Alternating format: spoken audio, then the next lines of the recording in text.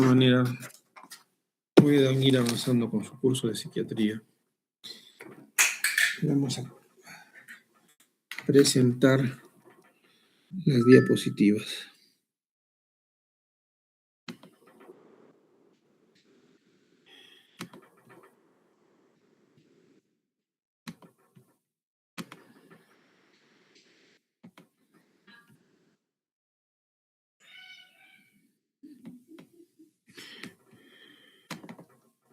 ¿Pueden ver la diapositiva?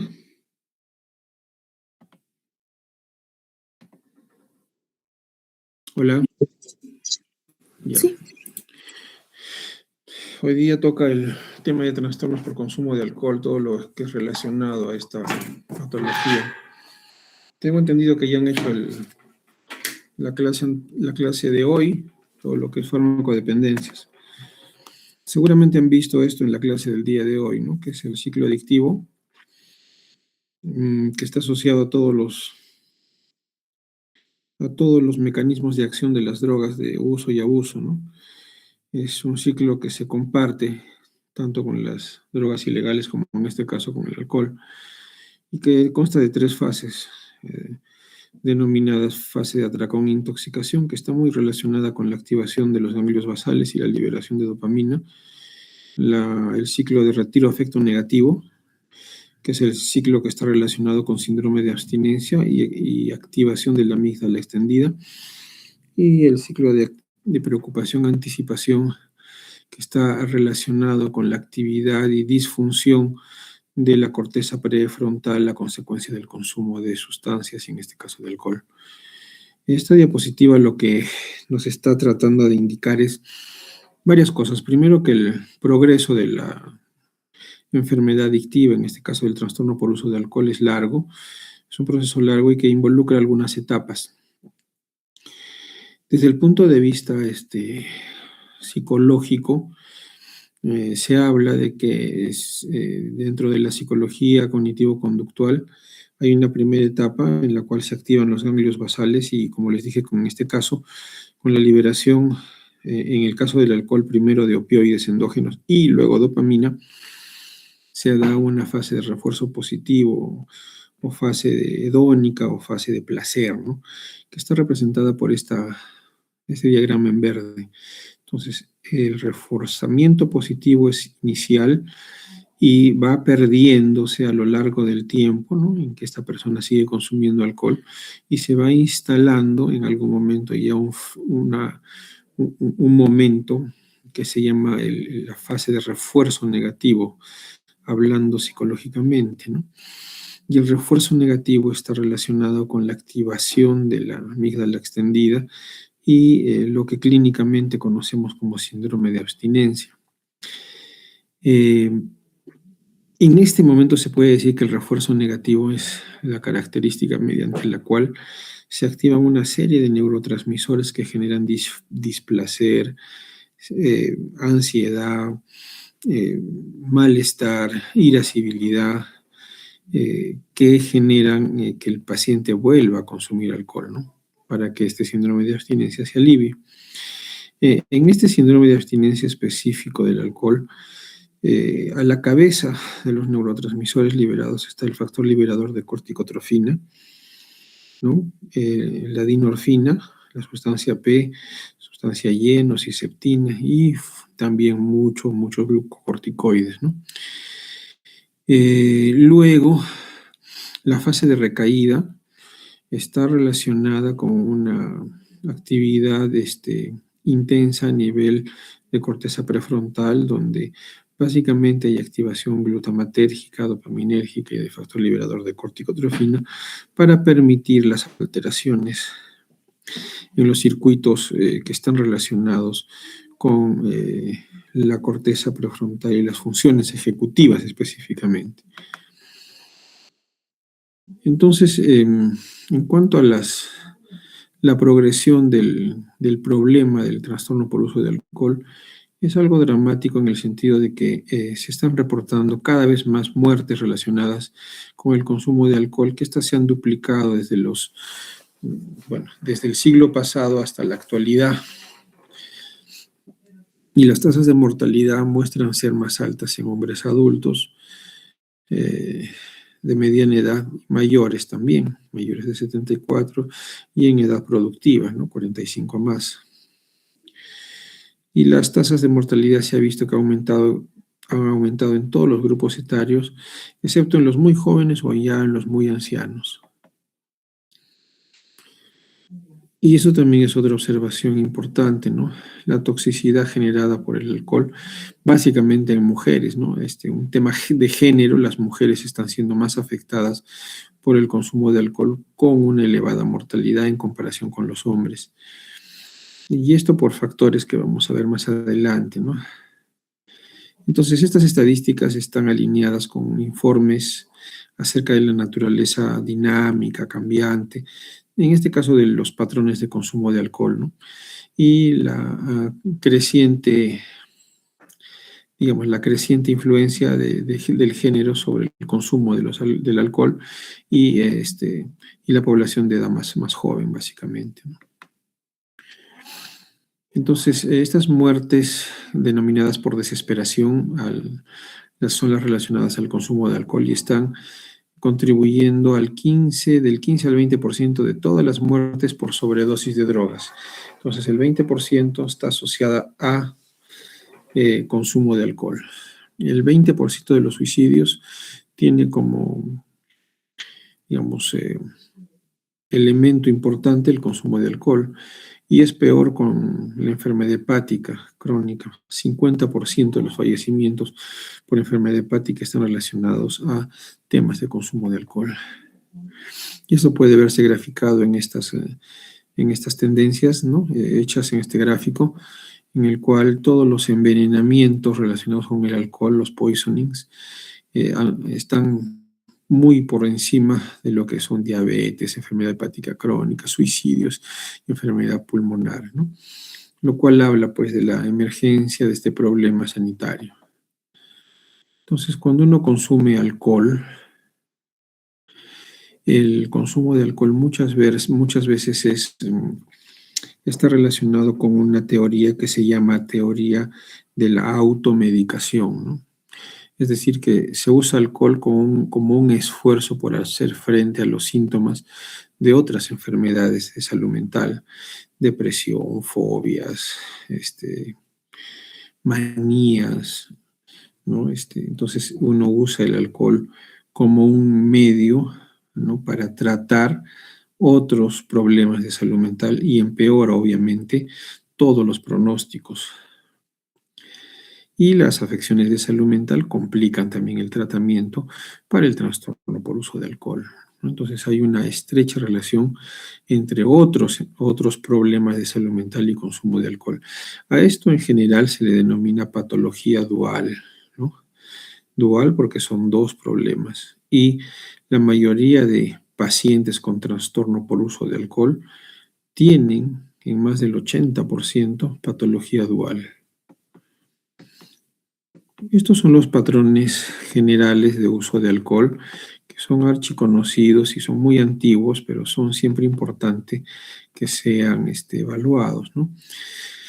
Se habla que un patrón de uso inicial entre los 13, 15 años, ¿no? Es el patrón de uso experimental caracterizado porque es el primer contacto que tiene el joven, ¿no? Con el alcohol. Y allí pueden haber problemas como intoxicaciones, ¿no? Como embriagueces muy intensas, pero son los primeros contactos donde se va estableciendo ya el daño que puede ser a muy largo plazo generador de una dependencia.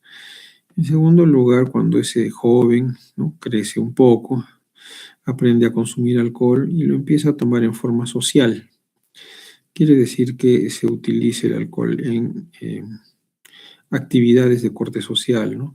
Donde el fin o la finalidad de estas es básicamente buscar la diversión, ¿no? Y no necesariamente las personas van a tomar, sino a comunicarse.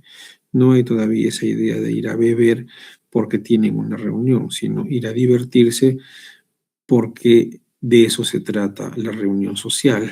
Y si en el medio de esa reunión hay algo de consumo de alcohol, pues está bien, ¿no?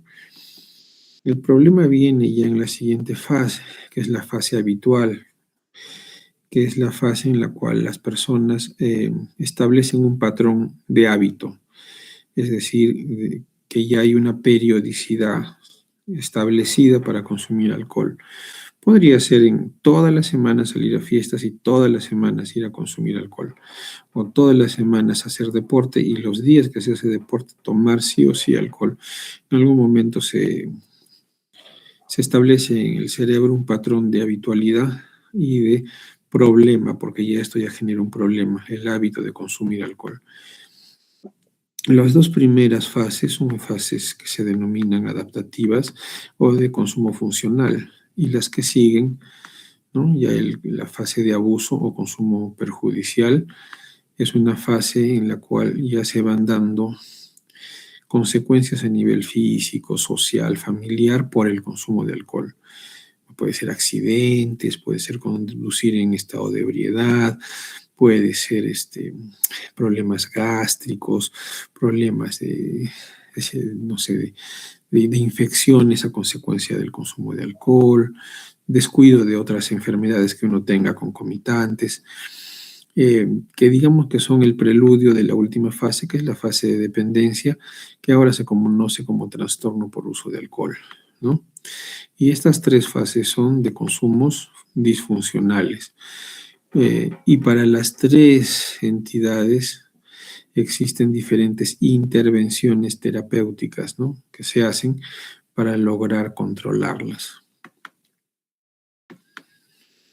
Bueno, esta es otra clasificación en la cual solamente hay dos tipos de consumidores, los experimentadores y los consumidores sociales, que serían los consumidores funcionales, igual al anterior, y los consumidores frecuentes y los dependientes, que serían los que tienen un problema de disfunción en el consumo y que ameritan un tratamiento. El alcoholismo es una enfermedad que ya ha sido, digamos, declarada como tal por la Asociación Médica Americana y la Asociación Americana de Psiquiatría. Entonces es una enfermedad, ¿no? Y es un trastorno común, constituye una pesada carga sobre los pacientes, sus familias y la sociedad. ¿Qué contribuye al desarrollo de este problema? Factores genéticos y factores epigenéticos. Sería un poco el resumen de todo esto. En cuanto a la farmacología del alcohol y los mecanismos del alcohol, el alcohol es la molécula C2H5H, pequeña molécula que es orgánica, muy soluble en el agua y lípidos y sin isomería óptica. Es muy importante esta parte en la cual que dice interactúa con la membrana lipídica neuronal. No solo interactúa y la altera. Y los efectos anestésicos resultan de la desorganización inducida por el alcohol de esta membrana lipídica, afectando la función normal. Esta diapositiva es importante porque nos sirve para hacer consejería, ¿no? Porque todos los, profesionales de la salud, de todos los niveles, deben saber hacer consejería cuando haya personas que requieran una orientación, y en este caso sobre el consumo de alcohol. Se conoce actualmente que uno puede comparar las diferentes bebidas y establecer lo que es un trago estándar, ¿no? Una bebida estándar. Entonces, una bebida estándar son 30 mililitros de cualquier destilado de alcohol. Y hablando de destilados, estamos hablando pues, de whisky, de pisco, de gin, de vodka, ¿no? Y de todos los demás, tequila, qué sé yo. 30 ml es una bebida estándar, que es igual a 60 ml de vino tinto, ¿no?, fuerte, o 100 mililitros de vino blanco, o 285 mililitros de una cerveza regular, o 425 mililitros de una cerveza light, ¿no?, que probablemente tenga menos de 4% de alcohol. Entonces, esto sirve para poder aconsejar a cierto tipo de pacientes a que consuman pues una o dos bebidas estándar en toda una larga noche de varias horas, ¿no?, de fiesta, de reunión, ¿no?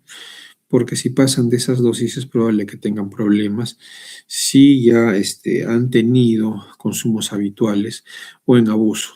Obviamente a los dependientes no se les puede decir que consuman una o dos bebidas estándar, porque eso sería ponerlos en excesivo riesgo de una recaída. El alcohol es la droga más popular, ¿no? En las sociedades occidentales, más del 80% de la población la consume. Entre el 8 y el 10% toman a diario y es básicamente un porcentaje que nos habla de cuánta gente, cuántas personas tienen un trastorno por uso de alcohol en una sociedad. Eh, Principalmente estos porcentajes se dan en hombres mayores de 60 años, un 23%, y es también importante ver este 40% que toma cada semana.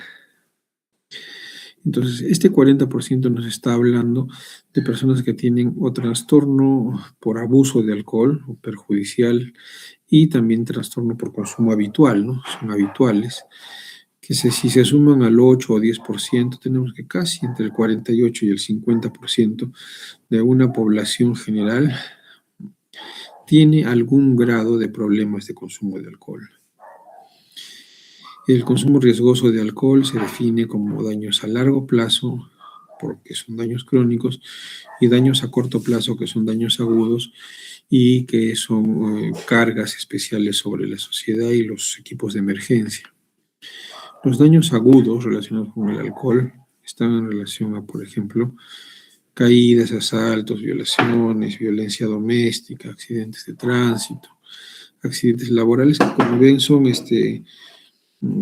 temas de impacto social, ¿no? Que causan mucha disonancia a nivel de los medios de comunicación, así como los incendios, ahogamientos, abuso de niños, problemas de ITS, sobredosis de alcohol y también la comorbilidad, ¿no? Un daño agudo es la comorbilidad, es decir, empeorar enfermedades preexistentes en el paciente, ¿no? Una tuberculosis, un VIH, una diabetes, una artritis, es la comorbilidad que se puede presentar. Además hay deshidratación, trastornos de sueño, alteraciones en la presión arterial y dificultades respiratorias. Siempre en toda historia que se haga sobre alcohol, ¿no? Cuando uno pregunta al paciente sobre los temas de alcohol, es importante hablar sobre la pérdida de memoria, que se denomina también lagunas mentales o blackouts, ¿no? Pérdida de memoria, lagunas mentales, blackouts, son sinónimos. ¿Y qué son estos síntomas clínicos? Primero, que se presentan casi en el 30% de adolescentes, que lo presentan después de beber. Esto se debe pues a que ellos no tienen control o no tienen referencias acerca del control de alcohol y muchas veces pierden el control y llegan a estar intoxicados, ¿no? Es peligroso porque hay estudios que reportan casi un 5% de lagunas mentales de ocurrencia semanal en adolescentes y casi 11% de ocurrencia mensual. Y también es de llamativa importancia ver que el 12% de los tomadores mayores de 40 años presentan lagunas mentales. Esos son indicadores de mal pronóstico en el sentido de que podrían estar progresando ya a un trastorno por uso de alcohol porque ya se están intoxicando. Igual que el 7% de mujeres tomadoras mayores de 40 años. Este último hecho seguramente está mucho más alto actualmente porque esta diapositiva ya tiene unos 10 años. Entonces hay que tener en cuenta que el porcentaje de mujeres con lagunas se debe estar aumentando, creciendo. Y en el 20-30% de las personas de todos los grupos también se han reportado estas lagunas. ¿Qué predispone al consumo riesgoso de alcohol? Obviamente la historia familiar, genética de problemas con alcohol, problemas de la infancia relacionada con la pérdida de control de impulsos, pobres respuestas de manejo de eventos estresantes de la vida, depresión, divorcio, separación. En mujeres sobre todo es importante la pareja bebedora, que hace que a veces la mujer acompañe al marido, que es alcohólico, y en ese ambiente pues ella también termine siendo una persona con trastorno por uso de alcohol. Y los trabajos actuales en ambientes que son básicamente machistas puede condicionar a que las mujeres también empiecen a consumir alcohol como un medio de mimificarse o mimetizarse con ese ambiente, o también como un medio de hacerle frente, ¿no? A esa situación. Entonces el alcohol exacerba los problemas mentales, las depresiones, los trastornos bipolares, las esquizofrenias, los trastornos de personalidad. Interactúa con los medicamentos prescritos para todos los problemas mentales, los reduce o potencia sus efectos, potencia principalmente las benzodiazepinas, ¿no? Sobre todo cuando existe esta combinación, muchas veces esta combinación de alcohol más benzos es una combinación mortal, ¿no? Y las muertes atribuidas a esta intoxicación sí son elevadas cuando se dan. Y obviamente afectan el cumplimiento de los tratamientos por parte de los pacientes. Por eso es que ahora, pues, las TBC multidrogorresistentes, los trastornos de inmunodeficiencia adquirida, o en todo caso también las emergencias por hepatitis, se ven afectados estos pacientes y muchos mueren porque tienen como elemento de disturbio el consumo de alcohol. En cuanto a las mujeres y el alcohol, son más susceptibles las mujeres y por ello hacen más problemas, se intoxican más y mueren más por su menor masa corporal, por su menor volumen de sangre, por el menor balance de agua por grasa en el cuerpo. Es importante esta actividad reducida del alcohol deshidrogenasa en la mucosa gástrica.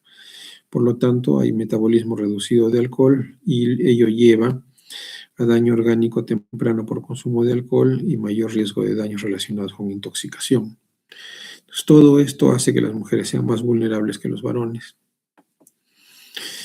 Y otro problema de las mujeres es el síndrome alcohólico fetal. No se sabe exactamente la dosis de alcohol requerida para la presentación de este síndrome, por lo tanto, lo que se indica es que cero alcohol durante la gestación. Y este síndrome de alcohólico fetal se caracteriza por un retardo en el crecimiento prenatal y postnatal. Muchos niños que nacen con, esta disfunción cognitiva van a tener pues retardo intelectual, ¿no? Bajo tono muscular, irritabilidad, microcefalia, microftalmia, labio superior delgado. Son responsables el alcohol es responsable pues de esta carga familiar desmesurada en los pacientes con este problema.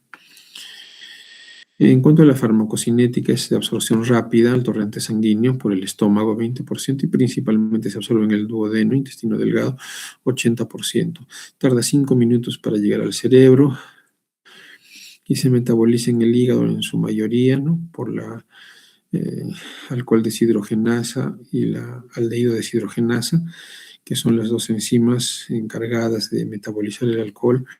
Estas dos enzimas son muy importantes porque hay diferentes variantes genéticas de cada una de estas enzimas y esta amplia variabilidad genética, tanto del alcohol deshidrogenasa como de la aldehído deshidrogenasa, genera en algunos casos propensión para el consumo y en otros casos genera más bien un efecto, digamos, protector, ¿no? Bueno, el alcohol también se distribuye en los fluidos corporales no grasos y como les había mencionado, un trago estándar por hora produce una concentración de alcohol en sangre de 0.01 a 0.03 gramos por ciento, que es poco, pero dentro de lo que es la ley, esto todavía es punible, entonces hay que esperar un tiempo prudente para que luego de consumir un trago estándar uno pueda, por ejemplo, manejar, ¿no? Este es un poco el ejemplo, el alcohol deshidrogenasa en acetaldehído deshidrogenasa o aldehído deshidrogenasa en acetato. Vamos a ver un poco más específicamente las funciones de estas enzimas más adelante. Entonces, habíamos hablado de la protección de algunas enzimas.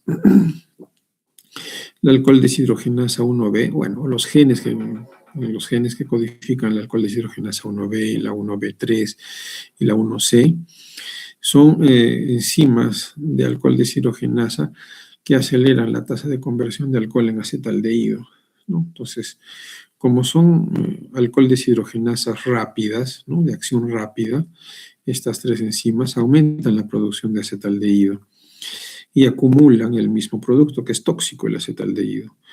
Entonces, las personas que son portadoras de estos alelos del alcohol deshidrogenasa, al beber alcohol desarrollan algunos niveles de toxicidad y para estas personas les es, digamos, bastante aversivo consumir alcohol. Entonces, se vuelve un factor genético de protección para ciertos grupos poblacionales, principalmente grupos asiáticos, ¿no? Y el aldehído deshidrogenasa tipo 2 codifica una subunidad proteica deficiente, de baja o nula actividad. Entonces, si es deficiente y tiene baja o nula actividad, lo que va a pasar es que otra vez se va a acumular, ya en este caso acetaldehído, por una baja acción del aldehído deshidrogenasa. Y no se va a metabolizar fácilmente y se acumula en el cuerpo. Y ahí podemos encontrar dos situaciones: pacientes homocigotos y pacientes heterocigotos. Los homocigotos serán pues los más puros y los que no van a metabolizar absolutamente nada del acetaldehído. Y los heterocigotos, a esta aldehído deshidrogenasa tipo 2, van a metabolizar el alcohol y el acetaldehído fundamentalmente un 15, bueno, un 12 a 20%. En realidad, las dos van a generar personas con unas muy bajas expectativas para beber. No les va a gustar beber por los efectos que son, pues, muy desagradables. Hay una embriaguez rápida, cefalea, enrojecimiento facial, taquicardia, dolor abdominal, sensación de vómito, náuseas. En general es como que los efectos negativos se aceleran en el consumo de pocas cantidades de alcohol, ¿no?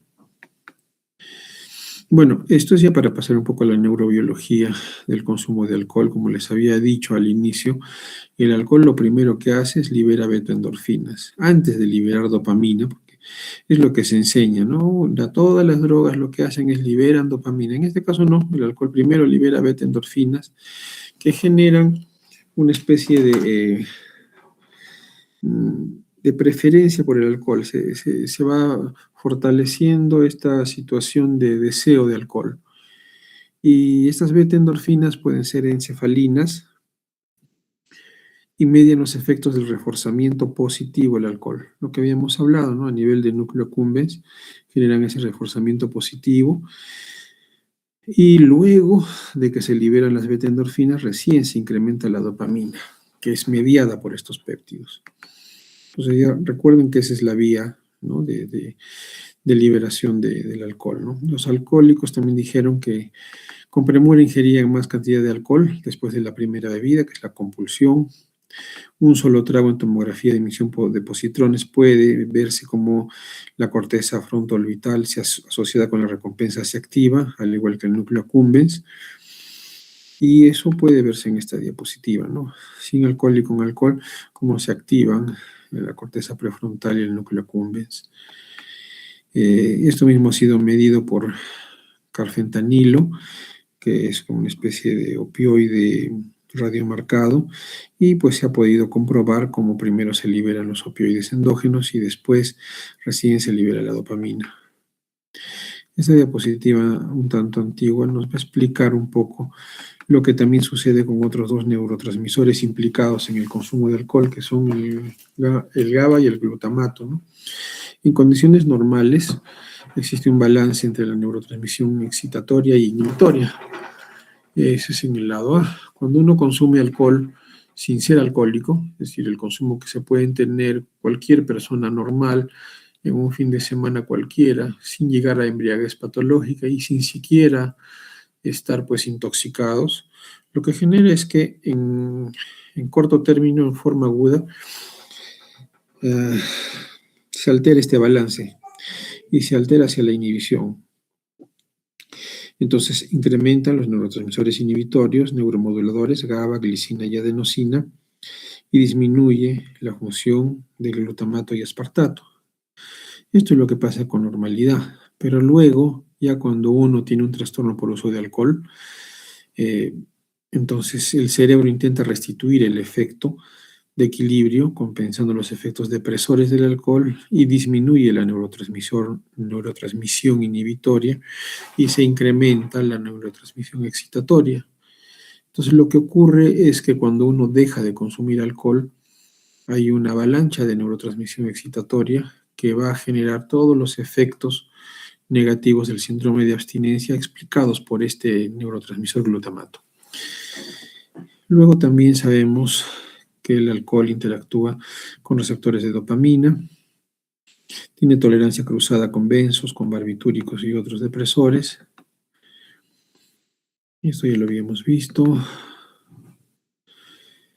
Ya, la exposición crónica al etanol disminuye los receptores GABA, inhibe las acciones del NMDA, que es un receptor glutamatérgico, y estimula los receptores 5-HT3 serotoninérgicos. ¿No? Entonces, básicamente el alcohol actúa sobre 3 clases de receptores de serotonina, en los 5-HT1B, 5-HT2C, 5-HT3, y los efectos de serotonina sobre el consumo de alcohol están mediados por el 5-HT3. La activación de los receptores GABA incluye la descoordinación motora, que es un síntoma, la ansiólisis y la sedación. Y luego, ¿no?, los efectos de reforzamiento positivo, ¿no?, generados por el alcohol se relacionan una vez que se activan los receptores opioides al disparo de neuronas dopaminérgicas en el área tegmental ventral. Y este disparo es un disparo prolongado, ¿no? Las características de estas neuronas dopaminérgicas es que son neuronas específicas, neuronas mediales, básicamente, en la capa medial, y se ha visto que estas neuronas disparan mucho más largo tiempo dopamina, y esa es una característica que genera ese reforzamiento. Eso no lo tienen otras áreas cerebrales, salvo el área tegmental ventral.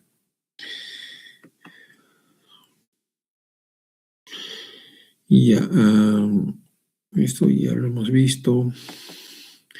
Es importante ver la relación entre el consumo de alcohol y metabolismo de glucosa, ¿no? Cuando los pacientes consumen alcohol, hay una disminución en el metabolismo de glucosa de todas las áreas cerebrales. Y eso es importante porque la glucosa es un elemento energético que ayuda a aclarar el pensamiento, a tomar mejores decisiones, ¿no?, a estar más alerta. Y entonces se ve como el consumo de alcohol también altera todo lo que es el metabolismo de glucosa en, digamos, en pacientes que consumen alcohol, no necesariamente en alcohólicos, sino en cualquier persona. Luego existe un fenómeno que es importante para el diagnóstico. Para el diagnóstico es importante, es importante el fenómeno de tolerancia, es importante el fenómeno de abstinencia y es importante la característica de la incapacidad para detener el consumo, que son, digamos, las 3 características básicas para diagnosticar un trastorno por consumo de alcohol o cualquier otro en general. Recuerden eso bien, porque es usualmente lo que se pregunta en los exámenes teórico-prácticos y la mayoría dicen otras cosas y obviamente sus notas se ven venidas a menos. Características centrales de una dependencia o de un trastorno por uso de alcohol o de cualquier droga: síndrome de abstinencia, tolerancia e incapacidad para detener el consumo. Y luego pueden decir cualquier otra. Y entonces existen 3 tipos de tolerancia. Nos vamos a quedar con la tolerancia crónica, que es la que se presenta cuando se consume alcohol. La tolerancia aguda y rápida está en consumos sociales o en consumos esporádicos, pero la que es dañina y deleteria es cuando ya se pasan estas 2 primeras y se va hacia la cronicidad en cuanto a la tolerancia. El canal de potasio de alta conductancia hacia el calcio es uno de los elementos centrales en la neurobiología del consumo de alcohol o de los trastornos por uso de alcohol. Tiene 2 subunidades, una alfa y una beta. La subunidad alfa, que está en la membrana celular, dando al espacio intersináptico, y la subunidad beta, que es intracitoplasmática. Lo que pasa con el alcohol es que una vez que el alcohol se se consume, llega y se pega a estos canales de potasio de alta conductancia al calcio, ¿no? Y lo que genera es que aumenta su apertura y permite que mayor calcio empiece a ingresar a la neurona y disminuye los estados cerrados de este canal y aumenta los estados de abertura. Además de que empieza a alterar todo lo que es la citoarquitectura de la neurona, dentro de ello altera las proteínas SLOW1, ¿no? Entonces el alcohol empieza a alterar o a regular en forma diferente este canal iónico, el de potasio de alta conductancia al calcio, mediante varias formas. Uno, modifica la actividad de las proteínas mediante modificaciones post-traduccionales, interactúa de forma nueva con los lípidos de membrana, interactúa con proteínas auxiliares que están intracitoplasmáticas y la mayoría de ellas le dan soporte a la neurona, es decir, empieza a cambiar la conformación o la forma de las neuronas. También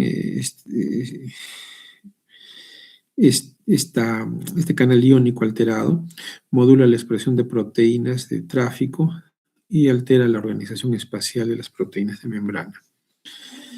Este es el canal, el alcohol en esta diapositiva, la interacción directa con el canal, la apertura larga y los cierres largos disminuyen y este canal es más activo, ingresa más calcio. Entonces, la tolerancia crónica por apertura de este canal lo que genera es en la capa o en la membrana lipídica aumento del colesterol, en la bicapa lipídica de la membrana neuronal, tolerancia de la membrana a través de alteraciones de fosfolípidos de membrana, que son estos, cardiolipina y fosfatidilinositol, y disminución de la potenciación del canal de potasio.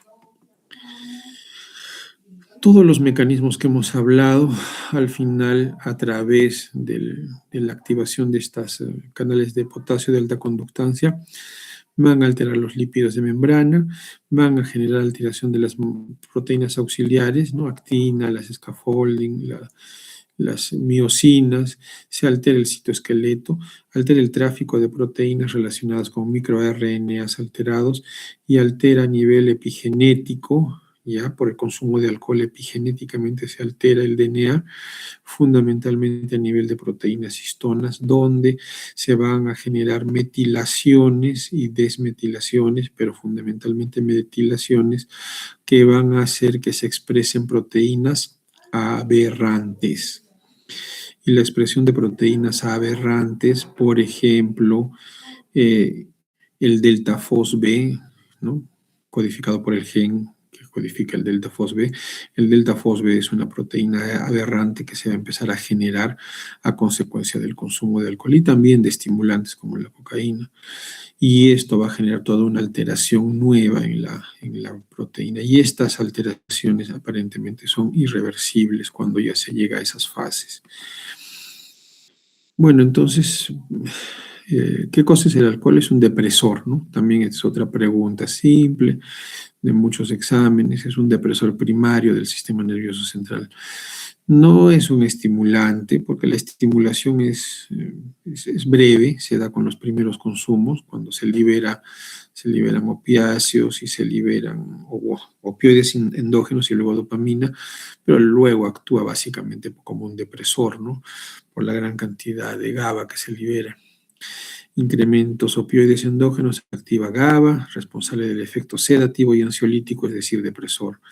Inhibe los excitatorios, NMDA, glutamato, y en las intoxicaciones se genera pues una liberación de glutamato exagerada, alterando las cogniciones, el aprendizaje y los palimpsestos, el palimpsesto es un sinónimo de lagunas, de blackouts, ¿no? De alteraciones de la memoria por consumo de alcohol. Entonces, ¿qué cosas se sabe sobre el alcohol? Que no hay un receptor único, interactúa con diferentes células a diferentes niveles.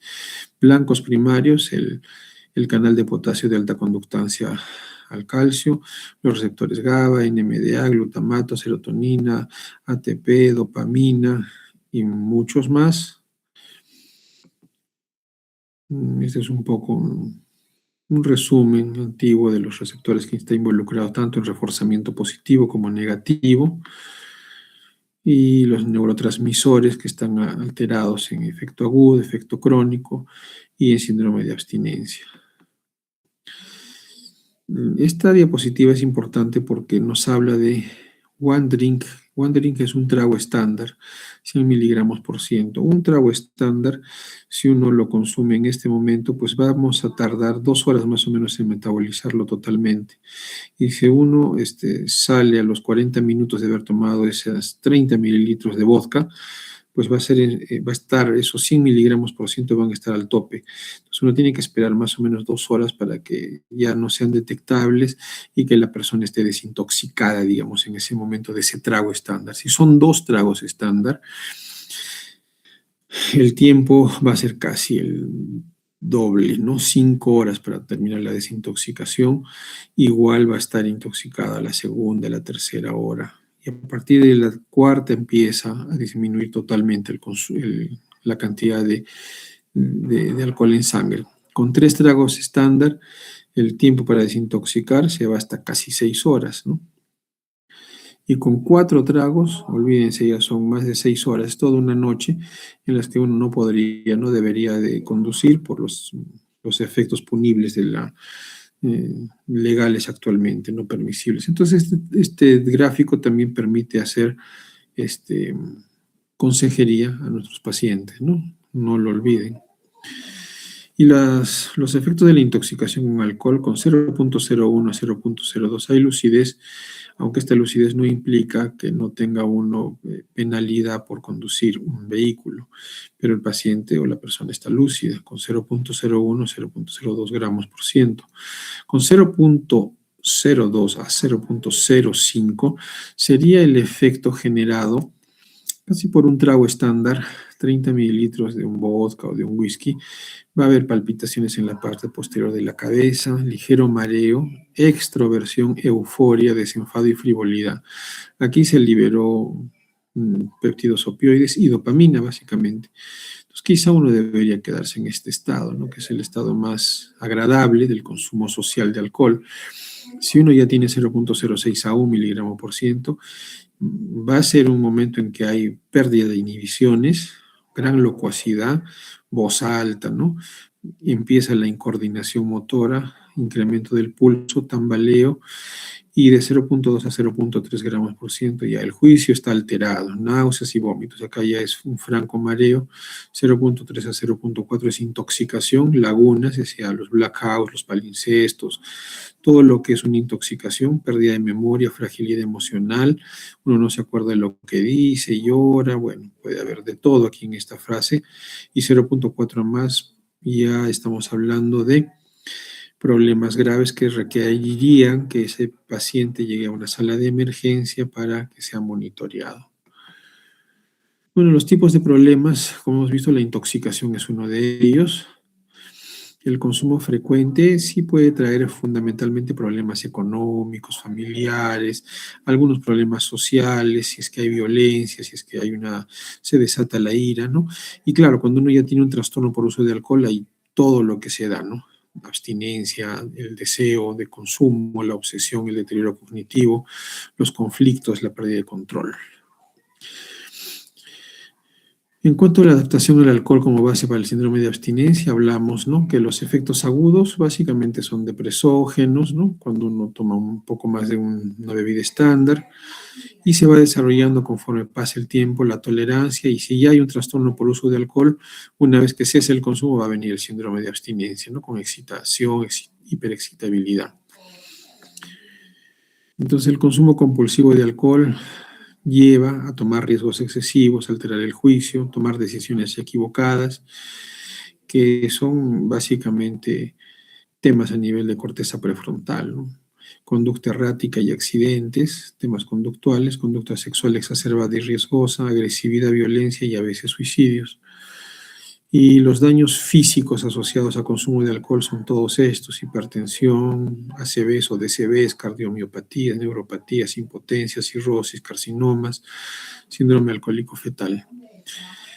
Hay dos temas que también son muy frecuentemente preguntas en los exámenes teórico-prácticos, que es la encefalopatía de Wernicke y la psicosis de Korsakoff. La encefalopatía de Wernicke es una complicación tardía pero reversible por deficiencia de tiamina y ácido fólico, que se revierte cuando uno vuelve a, digamos, administrar vía endovenosa o vía oral estos eh, estas vitaminas. Y la psicosis de Korsakoff es irreversible porque acá ya hay un daño neuronal, hay muerte neuronal de grandes grupos neuronales. Básicamente lo que hay es, pues, es un deterioro marcado con fabulaciones, inventos de parte del paciente y el paciente está totalmente fuera de la realidad. Esta es una complicación tardía irreversible. También hay síndromes del lóbulo frontal por la hipofrontalidad generada por el consumo, problemas en el cerebelo y traumas que pueden tener los pacientes por sus estilos de vida. ¿Qué se hace? En todos los centros de salud, en todos los centros de salud del Estado, se hace siempre tamizajes y evaluación y se hacen intervenciones individualizadas. Se hace consejería, ¿no? Consejería para todos aquellos que sean consumidores habituales. Se hacen intervenciones breves y estrategias de reducción de daños para aquellos que son consumidores perjudiciales o en etapa de abuso. Y se hace manejo de abstinencia, prevención de recaídas, programas de rehabilitación que pueden ser residenciales, grupos de autoayuda para aquellos que son dependientes o con un trastorno por uso de alcohol. Bueno, para la reducción de daños siempre es bueno que el paciente sepa que cuando uno deja de consumir ahorra más dinero, tiene mejor estado de ánimo, baja de peso, hay menos problemática familiar, va a estar más energético, va a dormir mejor, va a estar con mejor estado físico, va a combatir la enfermedad hepática, el cáncer, el daño cerebral, la presión arterial alta, los accidentes, heridas y problemas legales. Hay un montón de temas que uno puede aconsejar cuando una persona está dejando de beber como una forma de incentivarlo para que deje de hacerlo definitivamente. Entonces, según la severidad del problema, uno puede elegir, ¿no? Cuando hay un trastorno por uso de alcohol, o sea, una dependencia, la abstinencia es lo más importante y las terapias de todo tipo son muy importantes. Farmacoterapia, internamiento, manejo de abstinencia, apoyo mutuo, terapia familiar, ¿no? Entonces, la psicoterapia, según los estudios realizados, es muy importante porque normaliza la actividad sináptica y metabólica. En este caso, la psicoterapia psicodinámica, pero también hay muy buenas referencias sobre la psicoterapia cognitivo-conductual, ¿no? Que tiene efectos demostrables sobre la función cerebral en diversas poblaciones clínicas. Acá hay toda una serie de tablas acerca de cómo la psicoterapia ayuda a mejorar algunas expresiones, tanto de bombas de recaptación de serotonina, de dopamina, como la expresión misma de los receptores dopaminérgicos cuando se administra psicoterapia. El ejercicio físico es importante porque se ha encontrado que el ejercicio estimula el sistema dopaminérgico, ¿no? Mejora la plasticidad, el aprendizaje y la memoria, mejora las conexiones subdesarrolladas entre recompensa y procesos reguladores y se recomienda principalmente ejercicio asistido, ¿no? Hay algunos ejemplos, por ejemplo, el hecho de hacer ejercicio y la mayor expresión de receptores dopaminérgicos de 2 y de 3 estriatales en dependientes a metanfetamina durante un tratamiento conductual. Se ve cómo el ejercicio aumenta la expresión de estos receptores en desmedro de aquellos que no hacían ejercicio físico. Y el yoga, la meditación, la acupuntura, el mindfulness, las prácticas religiosas y espirituales mejoran todo lo que sea síndrome de abstinencia, ¿no? Procesos inflamatorios, neuroquinas, norepinefrina, epinefrina, cortisol. Entonces, esto ayuda a combatir el síndrome de abstinencia y a evitar las recaídas. Sí, es cierto que el tratamiento de la espiritualidad mejora los trastornos por uso de alcohol y drogas. Hay muchos estudios tanto a nivel católico como estos estudios con ejercicios espirituales de la Compañía de Jesús, ¿no? Ignacianos, como ayudan, ¿no? También informes sobre Alcohólicos Anónimos y los momentos de mayor oración en este grupo de tratamiento, cómo mejora la caracterización de lo que es autocontrol, ¿no? Reduce el deseo de consumo, esos momentos de oración, ¿no?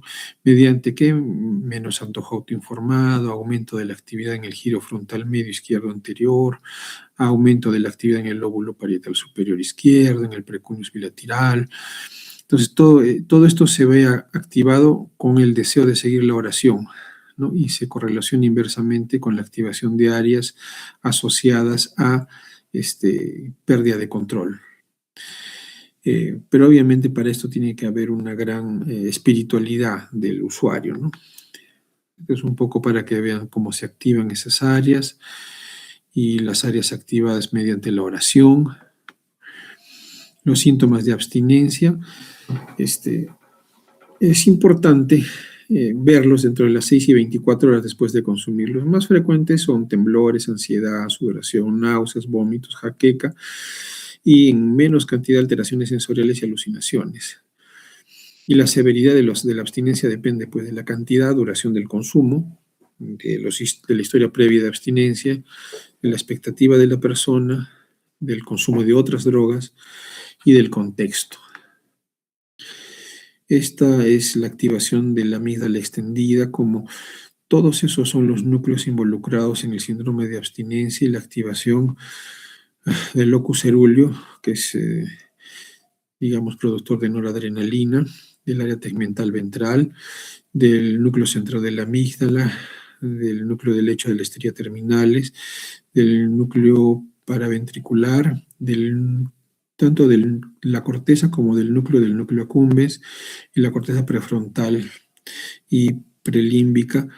Todas ellas están involucradas en la expresión de neurotransmisores, pero a la cabeza, como habíamos hablado, en el síndrome de abstinencia al alcohol y a las drogas está el factor liberador de corticotrofina. Y luego todos los demás, dopamina, glutamato, norepinefrina, noradrenalina, dinorfina, que es un péptido opioide generador de disforia, ¿no? La dinorfina, y en general todos los demás.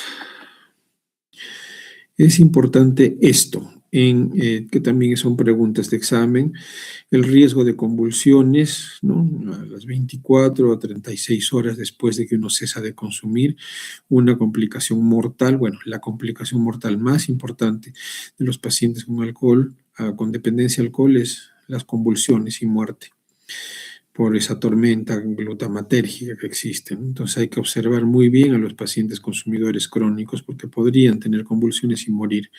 2, los delirium tremens, que son un poco más tardíos, 72 horas, ¿no? Que tienen esas características: extrema agitación, alucinaciones, deshidratación, desorientación, confusión, vómitos y una alteración, digamos, de todo lo que es el metabolismo y el equilibrio ácido básico del paciente. Y esto es un problemón porque deben ser manejados en unidades de cuidados intensivos, ¿no? Y también tienen alta mortalidad, un 5% de los que tienen delirium tremens mueren. 2 preguntas importantes: complicaciones graves del consumo de alcohol, convulsiones y delirium tremens. Otras complicaciones: encefalopatía aguda, ¿no? La de Wernicke, ya les había dicho, ¿no? Es una forma rara de encefalopatía hemorrágica de curso subagudo, causada por un trastorno en el metabolismo de la tiamina, ¿no? Entonces, ¿qué cosa se hace aquí? Se administra tiamina, ¿no? Otras complicaciones agudas son complicaciones neurológicas agudas, las convulsiones tónico-clónico generalizadas, rhabdomiólisis, Igual el mecanismo fisiopatológico de estas complicaciones son baja tiamina, disminución de GABA, los efectos tóxicos del glutamato, el desequilibrio electrolítico, el daño agudo de la barrera hematoencefálica. Hay un montón de complicaciones cardiovasculares agudas, vasodilataciones, alteración del sistema nervioso autónomo, arritmias, fibrilación, aumento de troponina, ¿no? En pacientes con trastorno por consumo de alcohol, se observa disfunción diastólica aguda, ¿no? Relacionada con la cantidad de alcohol ingerida. También hay complicaciones gástricas y hepáticas, ¿no? Múltiples. Otras complicaciones agudas, mieloniélisis central pontina, que son más raras, confusión, problemas respiratorios. En el tratamiento de los síntomas de abstinencia, en general se dan benzodiazepinas, diazepam a la cabeza, clonazepam puede darse. Ojo con el lorazepam, que solamente se debe dar para casos de insuficiencia renal o daño hepático agudo, ¿no? O con pacientes con cirrosis hepática, entonces el lorazepam sería la alternativa más adecuada. Las tiaminas y multivitaminas, los antieméticos, algunos analgésicos y antidiarreicos. El tratamiento puede ser una atención continuada en hospitalización, puede ser una atención continuada ambulatoria, puede ser una atención continuada en un centro de rehabilitación. Siempre se debe hacer motivación. Y algunas farmacoterapias en Perú tenemos disulfiram, que es el antabús, de 500 miligramos. Es un inhibidor de la enzima aldehído deshidrogenasa y por lo tanto va a generar acumulación de acetaldehído. Si el paciente consume alcohol, va a tener un montón de efectos adversos muy feos y van a hacer que este sea un disuasor del consumo de alcohol. La naltrexona actúa bloqueando la liberación de los opioides endógenos, ¿no? No habíamos visto que lo primero que hace el alcohol es liberar opioides. La naltrexona bloquea estos opioides y por lo tanto el paciente ya no tiene ganas de consumir porque, como habíamos visto, los opioides son los que tienen ese condicionamiento de preferencia. Entonces, como que ya no hay deseos de consumir alcohol y eso ayuda mucho a los pacientes motivados. El acamprosato tiene un mecanismo parecido, pero no existe en Latinoamérica, se utiliza solo en Europa. Y listo, eso es todo lo que se puede hablar sobre este tema. ¿Preguntas?